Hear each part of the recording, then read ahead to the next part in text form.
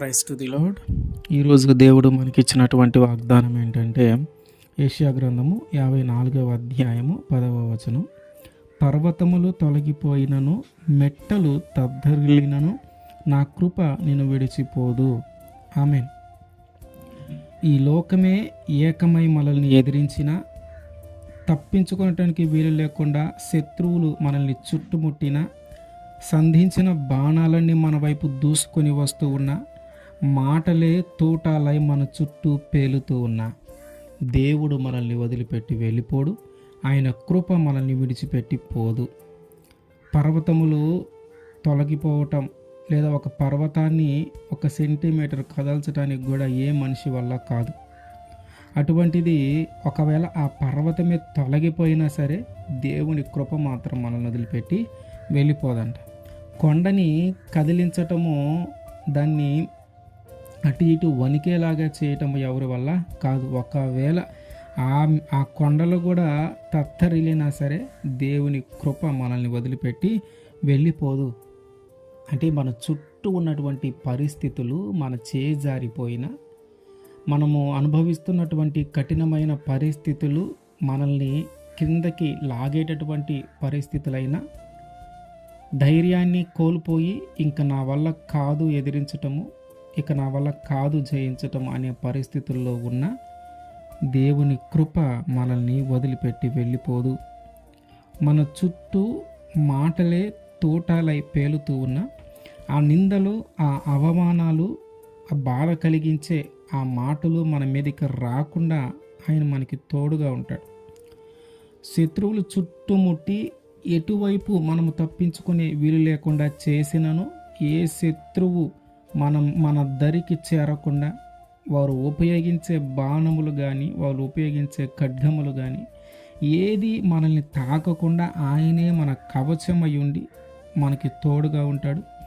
ఈ లోకమంతా ఒకవైపు ఉండని, మనం ఒక్కలమే ఒకవైపు ఉండని, మన వైపున పోరాడేది మనం ఒక్కలమే అని మనము దిగులు పడాల్సిన పని లేదు. ఎందుకంటే మన పక్షమున ఆయన ఉండి పోరాడతాడు. కారణం ఏంటంటే ఆయన కృప మనల్ని విడిచిపెట్టి పోదు. మనము ఎటువంటి పరిస్థితుల్లో ఉన్నా ఆయన కృప మాత్రం మనల్ని వదిలిపెట్టి వెళ్ళిపోదు. ఆయన మనల్ని ఒంటరిగా వదిలివేయడు. మనకి చాలామంది మాట ఇస్తూ ఉంటారు, ఏ పరిస్థితుల్లోనైనా నేను నీకు తోడుగా ఉంటాను, ఏ పరిస్థితుల్లోనైనా నేను నిన్ను వదిలిపెట్టి వెళ్ళిపోను అని. కానీ మనం అనుభవిస్తున్న కష్టాన్ని చూసి, మనం పడుతున్న శ్రమలను చూసి, మనం పడుతున్న మానసిక వేదనను చూసి వారు మనల్ని వదిలిపెట్టి దూరంగా వెళ్ళిపోతూ ఉంటారు. మన అనుకున్న వాళ్ళే, నా అనుకున్న వాళ్ళే కనీసం మనల్ని పలకరించడానికి కూడా రానిటువంటి పరిస్థితులు. వీళ్ళని పలకరిస్తే, వీరితో మాట్లాడితే ఎక్కడ సహాయం అడుగుతారో, ఏదో ఒకటి మాకు సహాయం చేయండి అని మనల్ని అడుగుతారేమోనన్న ఉద్దేశంతో ఆ మన వాళ్ళు కూడా మనల్ని పలకరించని పరిస్థితులను మనం చూస్తూ ఉన్నాం. అయితే ఇటువంటి ఏ పరిస్థితుల్లోనూ ఉన్నా ఆయన మనుషుల వలె నిన్ను వదిలిపెట్టి వెళ్ళిపోడు. నీ కష్టాన్ని చూసి, నీ బాధను చూసి, నీ శ్రమను చూసి, నీ వ్యాధిని చూసి నిన్ను వదిలిపెట్టి వెళ్ళిపోడు. ఆయన ఎప్పుడు మనకి తోడుగానే ఉంటాడు. ఆయన కృప ఎప్పుడు మనకి తోడుగానే ఉంటుంది. దావీదుని తన చుట్టూ ఉన్న వాళ్ళే జరిగిన దానిని బట్టి చంపాలని చూశారు. అటువంటి సమయంలో కూడా దావీదు ధైర్యంగా నిలబడి ఉన్నాడు. కేవలం దేవుని కృప. సౌలు చేతిలో నుండి తప్పించుకొని ఫిలిష్తీయుల దగ్గరికి వెళ్ళి నివసించాలని ఆశపడ్డాడు. అప్పుడైతేనే సౌలు నన్ను వెంటాడటం ఆపివేస్తాడని ఆశపడి ఆకీషు రాజు దగ్గరికి వెళ్ళాడు. ఆకీషు రాజు దగ్గరికి వెళ్తే ఆయన సిక్లగు అనే ఒక ప్రాంతాన్ని ఇచ్చి అక్కడ నివసించమన్నాడు. అక్కడ నివసిస్తూ ఆ రాజుకి చాలా నమ్మకమైన వ్యక్తిగా ఉండటం ప్రారంభించాడు దావీదు గారు. అయితే ఒకరోజు ఈ ఆకీషు రాజు ఏం చేశాడంటే, సౌలు మీదకి యుద్ధానికి వెళ్ళాలి అని సైన్యాన్ని సమకూర్చుకొని దావీదుని కూడా అడిగాడు, నువ్వు నా దగ్గరే ఉంటున్నావు కదా, మరి నా పక్షాన యుద్ధం చేస్తావా సౌలుతో అంటే, నేను నీతో పాటు వస్తానయ్యా అని దావీదు గారు ఆకీషు రాజుతో చెప్తాడు.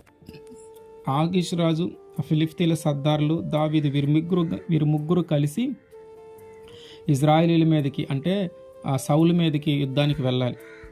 వెళ్దామని ప్రారంభించినప్పుడు ఆ ఫిలిష్తీయుల సర్దారులు చెప్తూ ఉన్నాడు, దావీదు ఎంతైనా ఇశ్రాయేలీల వాడు కదా, ఆ సౌలుకు సంబంధించి ఆయన దగ్గర పనిచేసిన వాడే కదా.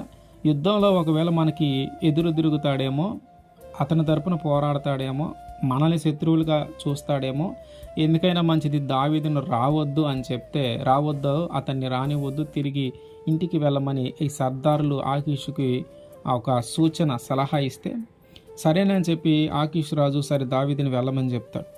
అయితే యుద్ధానికి వీరు కొంత దూరం వెళ్ళిన తర్వాత తిరిగి వీళ్ళు వెనక్కి రావడానికి 3 రోజులు పట్టింది. అంటే అంత దూరం ప్రయాణించేసారు ఆల్రెడీ. ఈ 3 రోజుల్లో జరిగిన విషయం ఏంటంటే, వీళ్ళు సిక్లగులో వీళ్ళ యొక్క కుటుంబాలు, స్త్రీలు, చిన్నపిల్లలు అందరూ అక్కడే ఉన్నారు.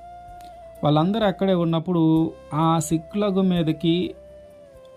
సిక్లగు మీదకి అమాలేకీయులు వచ్చి దండెత్తి ఆ సిక్లగ్ను అంతా పట్టుకొని దాన్ని కాల్చేశారు. స్త్రీలను, చిన్నపిల్లల్ని మొత్తాన్ని కూడా చెరపట్టుకొని తీసుకొని వెళ్ళిపోయారు.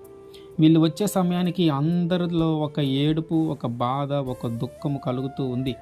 మొత్తం పట్టణం కాల్చివేయబడటము, అక్కడ అంతా చెరపట్టబడిపోయిందని అర్థమైపోయింది.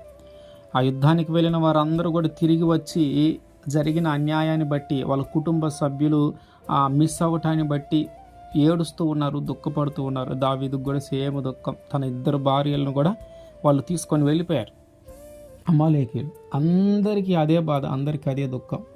అయితే ఈ దావీదుతో పాటు అందరూ ఉన్నారు కదా, దావీదు పక్కన ఉండే వాళ్ళందరూ కూడా దావీదు మీద కోపం తెచ్చుకున్నారు. దావీదు ఈ యుద్ధానికి అటు వెళ్ళటాన్ని బట్టి అమాలేకీయులు మన మీదకి వచ్చారు.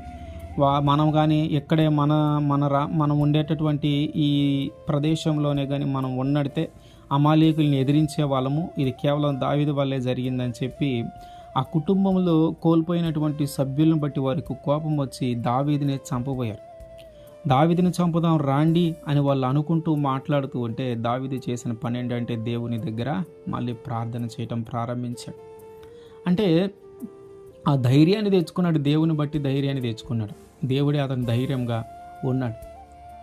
అంటే మన వాళ్ళే మనల్ని అవమానపరిచినా, మన వాళ్ళే మనల్ని నిందించాలని చూసినా, మన వాళ్ళే మనల్ని చంపాలని చూసినా, తోడుగా ఉంటానన్న వాళ్ళే అన్యాయం చేస్తూ ఉంటే, ఎట్టి పరిస్థితుల్లో నేను ఆదుకుంటానన్న వాళ్ళే మోసం చేస్తూ ఉంటే, ఇటువంటి పరిస్థితుల్లో కూడా ఆయన కృప మనల్ని విడిచిపెట్టి వెళ్ళిపోదు. ఆయన కృప ఎప్పుడు మనకి తోడు ఉంటుంది. ఎలాగైతే దావీదు గారిని దేవుడు తిరిగి బలపరిచి ఆ అమాలేకీయులను పట్టుకొని తిరిగి తన వాళ్ళని అందరినీ తెచ్చుకున్నారు. కోల్పోయిన ప్రతి ఒక్కటి తిరిగి దేవుడు ఇచ్చాడు. ఎలాగైతే ఆ దావీదు గారు తిరిగి వాళ్ళందరిని తీసుకొని రావటానికి దేవుడు సహాయం చేశాడో, ఆ విధంగా ఎలాగైతే ఆయన కృపను వదిలిపెట్టకుండా వాళ్ళ వైపు ఉంది అని వాళ్ళకి తెలియజేశాడో, ఇందుకు దేవుడు మన జీవితంలో కూడా అట్లాగే తెలియజేయబోతూ ఉన్నాడు. ఆయన కృప మనల్ని వదిలిపెట్టి వెళ్ళిపోదు. కోల్పోయినవన్నీ తిరిగి మనం పొందుకునేలాగా ఆయన చేయబోతూ ఉన్నాడు.